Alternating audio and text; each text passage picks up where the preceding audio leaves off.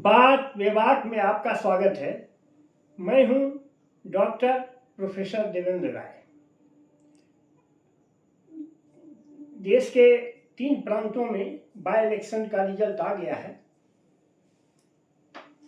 बिहार में बांकीपुर में जनसुराज पार्टी की जीत हुई है। यह जीत बिल्कुल अप्रत्याशित है। 40 वर्षों से उस पर भाजपा का कब्जा था। गत इलेक्शन में 51,000 वोटों से नितिन नवीन जीते थे।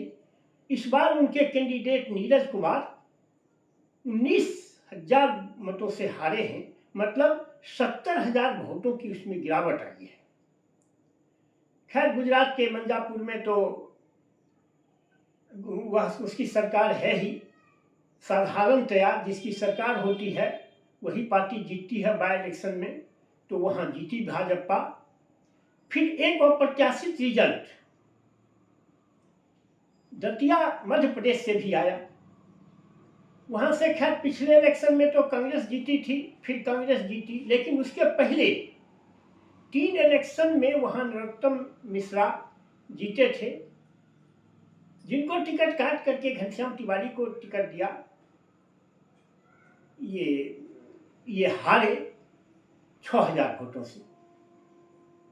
अब इसके क्या सब संदेश हैं? वैसे तो सब पार्टी कहती है कि हम हारे हैं तो हम उसकी मूल्यांकन करेंगे, हम उसका समीक्षा करेंगे। समीक्षा क्या खाक करेंगे? स्पष्ट संदेश तो है कि आप क्यों हारे।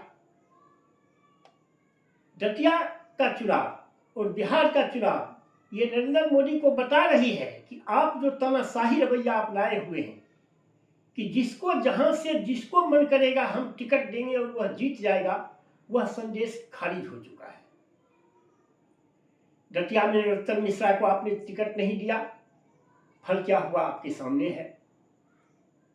आपने लोकल कार्यकर्ताओं की बिल्कुल नहीं सुना, फल आपको भोगना पड़ा। बिहार में खैर वहां तो आपने लोकल कार्यकर्ताओं की इच्छा के अनुसार दिया, लेकिन बिहार में आप किए हैं क्या? एक कैसे मुख्यमंत्री को बैठा दिए हैं। अब पिछले इलेक्शन में जब ये एमएलए के इलेक्शन में कंपेयर किया जाता था कि नीतीश कुमार इंजीनियरिंग पास हैं, तेजस्वी यादव नौमा फेल हैं। अरे उसके तो तेजस्वी यादव नौमा फेल थे, आपके मुख्यमंत्री के तो डिग्री का पता ही नहीं है कि क्या डिग्री लिए हुए है। घाट घाट का पानी पिए हुए है। कोई आपके आइडियोलॉजी से उसका कोई कमिटमेंट नहीं है। वैसे आदमी को आपने मुख्यमंत्री बना दिया। जनता का निर्णय साफ है। एक तो जेन जे का जो जंतर मंतर पर जो आपका बिहेवियर रहा उसका प्रभाव पड़ा, लेकिन कोई भी घटना एक प्रभाव से कोई पार्टी जीतती या हारती नहीं है। एक फैक्टर काम नहीं करते हैं, कई फैक्टर काम करते हैं। वैसे तो चुनाव विश्लेषक लोग मान रहे हैं कि जंतर मंतर का ही प्रभाव है, लेकिन मैं नहीं मानता कि जंतर मंतर का प्रभाव है। वह भी एक फैक्टर है, लेकिन वह कोई सोल फैक्टर नहीं है। अगर वह फैक्टर होता तो मिर्जापुर में गुजरात में कैसे जीत जाते? जनजी तो वहां भी था। 6,000 वोट से क्यों हारते? पिछले साल 7,000 वोट से हारे थे, इस बार 6,000 वोट से हारे हैं दतिया में। क्यों ऐसा होता? लेकिन एक ओवरऑल होता है कि आपके तानाशाहीपूर्ण रवैया, जो जिसको जहां से मन करेगा लोकल कार्यकर्ताओं को घटा बताते हुए बस नरेंद्र मोदी और अमित शाह मिलकर फैसला कर लेंगे और लाद देंगे, वह अब नहीं चलेगा। 12 सालों की आखिर एंटी इनकम्बेंसी है। इसको आप समझिए, इसको समझना होगा और बिहार में मुख्यमंत्री बदलिए।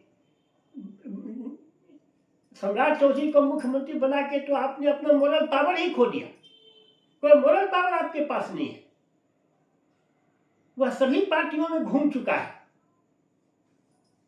दूसरी बात और सबसे बड़ी बात जो मैं कहना चाहता हूं कि बिहार ने इस चुनाव में रिकॉर्ड तोड़ दिया। बिहार आज तक बदनाम था कि यहाँ सब कुछ होता है लेकिन वोट जाति पर ही पड़ता है। सभी जाति के लोगों ने अपने जो जातिगत आधार था उसको नकार दिया। सवर्णों ने आपको वोट नहीं दिया, और तो और यादव और मुसलमान भी राजद को छोड़ दिया। अगर यादव और मुसलमान वोट देते, वहाँ 7% यादव है, मुसलमान है, अगर वो लोग वोट देते तो रेखा गुप्ता की जमानत जब्त नहीं होती। इसका मतलब है कि यादव और मुस्लिम ने भी राजद को छोड़ दिया। इससे बड़ा क्या क्रांति हो सकती है। यह बहुत ही वेलकम स्टेप है। प्रशांत किशोर का कोई जातीय अपील नहीं था, उसके पार्टी का कोई जाति आधार नहीं है, उसके पार्टी की कोई आधार जाति नहीं है। जैसे है कि बिहार में राजद का यादव मुस्लिम आधार जाति है, बीजेपी का सवर्ण और वैश्य उसका आधार जाति है। वैश्यों ने भी आपको वोट नहीं दिया। अगर केवल कायस, कुशवाहा और वैश्य ही वोट दे दिया होता तो आपकी यह दशा नहीं होती, 70,000 का रिडक्शन आप में नहीं होता। लेकिन यह बिहार के लिए बहुत ही वेलकम स्टेप है और यह दोनों पर खतरा है। राजद वाले भी सचेत हो जाएं कि अगर तीसरी शक्ति अगर एक पोल बना पाया प्रशांत किशोर या जन स्वराज पार्टी, तो आप खत्म हो जाएंगे। क्योंकि बिहार की जनता आपसे भी त्रस्त है और आपसे भी त्रस्त है। वह तीसरे विकल्प की तलाश में है, तीसरा कोई विकल्प नहीं मिल रहा है। यही हाल सवर्णों का है। सवर्णों के साथ जितना आपने अन्याय किया है, यूजीसी का बिल ला करके, फिर इधर आपने एक क्वेरी वोट के लिए कहाँ क्वेरी वोट को कितना दीजिएगा, एक भूमिहार एमएलसी को हटा करके, इस्तीफा करवा करके आपने दीपक प्रकाश को बनाया जो कुर्मी है। ये उपेंद्र कुशवाहा का बेटा है। एक 4% कुर्मी वोट के कितने दावेदार होंगे? सम्राट चौधरी दावेदार होंगे कि नीतीश कुमार दावेदार होंगे कि उपेंद्र कुशवाहा दावेदार होंगे? और उसके लिए आपने टोटल सवर्णों को इन्वाइट कर दिया। इस तरह से अगर आप सोचिएगा कि जो कोई हमारा वोट बैंक है, हम जैसे चाहेंगे वैसे उसको चलाएंगे, यह आपको नहीं चलेगा। ये आपको लेसन है। अब आप इस लेसन को नहीं सुनिएगा तो 29 में बिहार तो जाएगा ही, केंद्र से भी जाइएगा।